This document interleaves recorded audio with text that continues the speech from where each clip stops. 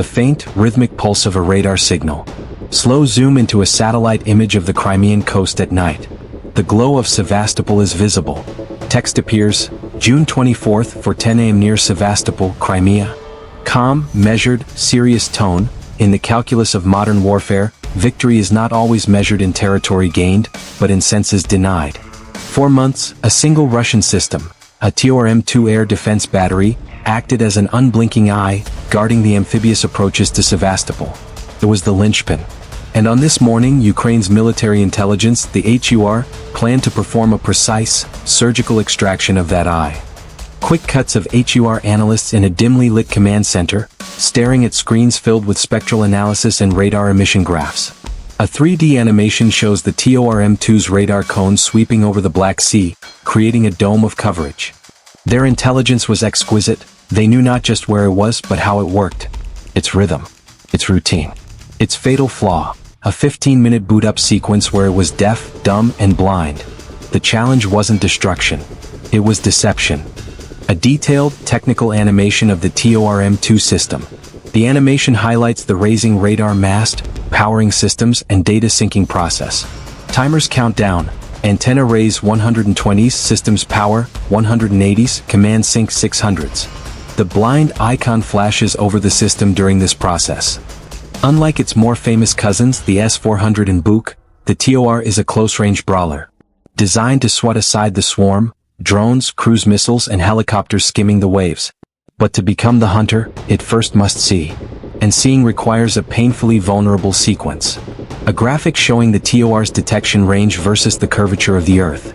A low-flying drone appears from behind the horizon, illustrating how the TOR's elevated position gives it early warning. Narrator. Positioned on an elevated coastal dune, this TOR could see over the horizon. It was the critical junction between Russia's coastal defenses and its naval fleet.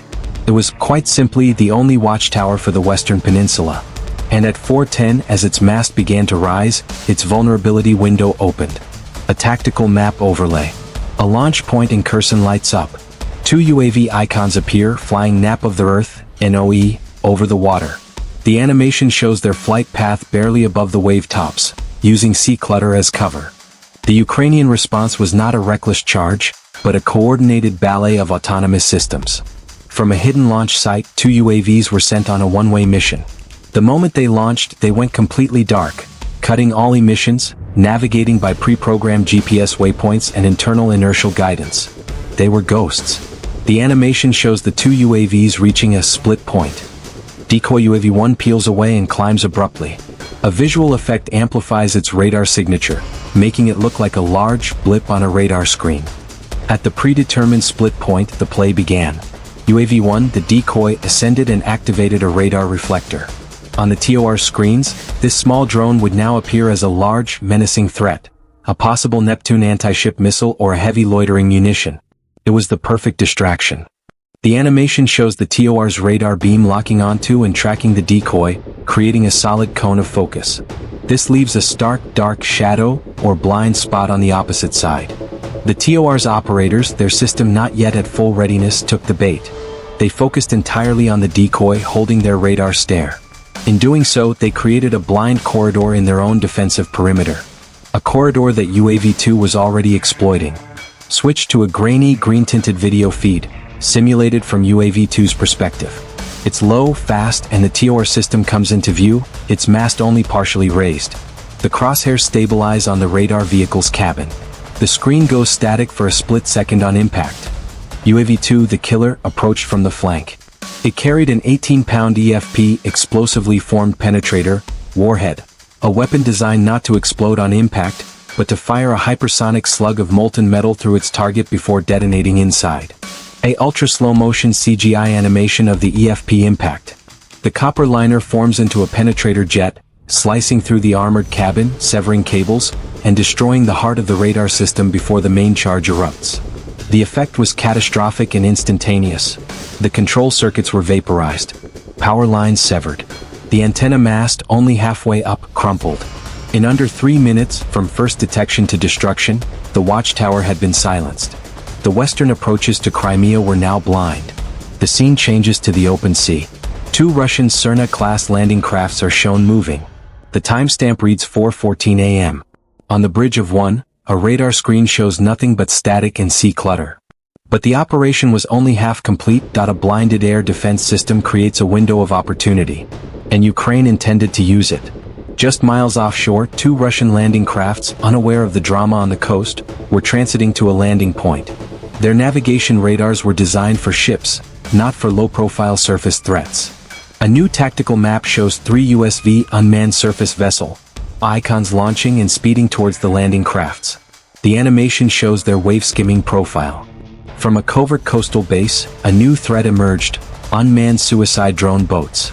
Riding low in the water, they were virtually invisible to the ship's radars.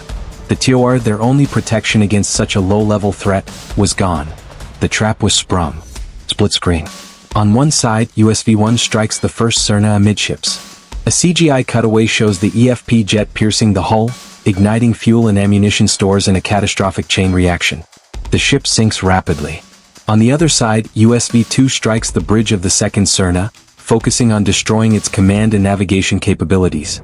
The first drone boat struck with brutal efficiency, targeting the troop compartment and fuel tanks. The vessel was torn apart and sank in seconds. The second strike was more surgical, aiming for the brain, the command bridge, leaving the ship dead in the water, a floating husk. The third USV, seeing the mission accomplished, stood down and self-destructed to avoid capture.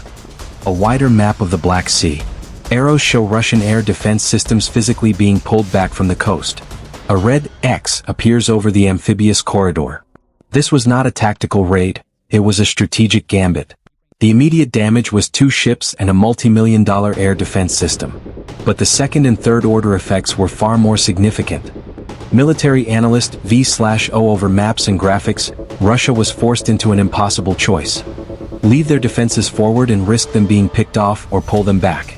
They chose to pull back. This ceded control of the littoral zone, the water's edge, to Ukraine.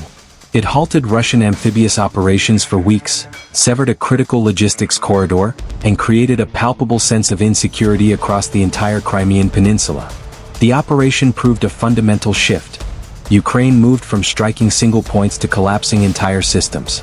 They attacked the sensor, which neutralized the shooter, which allowed them to attack the naval asset, which forced a strategic retreat.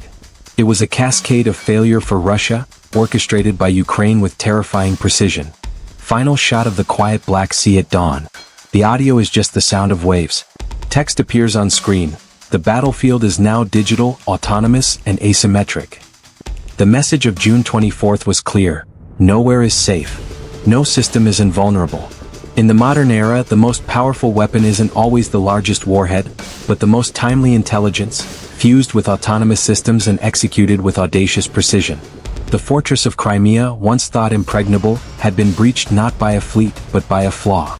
And a plan to exploit it.